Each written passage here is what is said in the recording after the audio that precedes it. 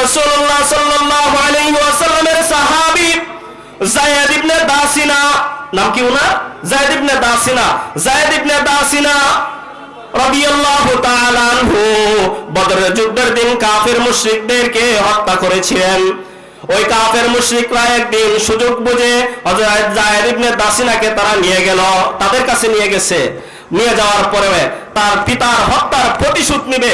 যায়েদ ইবনে দাসিনাকে বলতেছে, ও যায়েদ ইবনে দাসিনা, এই মুহূর্তে আমাদের পিতার প্রতিশোধ হিসাবে তোমাকে আমরা হত্যা করব, তোমাকে আমরা হত্যা করব।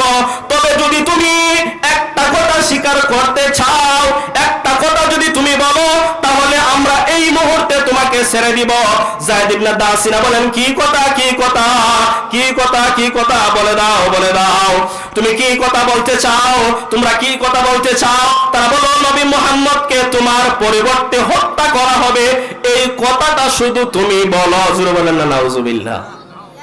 যায়েদ ইবনে দাসিনা বলেন, ও মক্কার কাফির মুশরিকরা, জানিয়ে রাখো, জানিয়ে রাখো, আমি এই মুহূর্তে মৃত্যুর জন্য প্রস্তুত আছি, কিন্তু আমার মুখ দ্বারা, আমার জবান দ্বারা, আমার জায়গায় আমার নবী, বিশ্ব নবীকে হত্যা করবে, এটা মেনে নিতে পারবো না।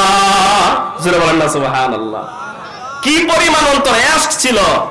যায়েদ ইবনে দাসিনা যখন এই কথা বললেন, তখন তারা বারবার রিকোয়েস্ট করেছে যে তুমি শুধু এই কথাটা বলো, তোমার পরিবর্তে মুহাম্মদকে হত্যা করা হবে, তুমি এই কথাটা বললেই আমরা তোমাকে ছেড়ে দিব।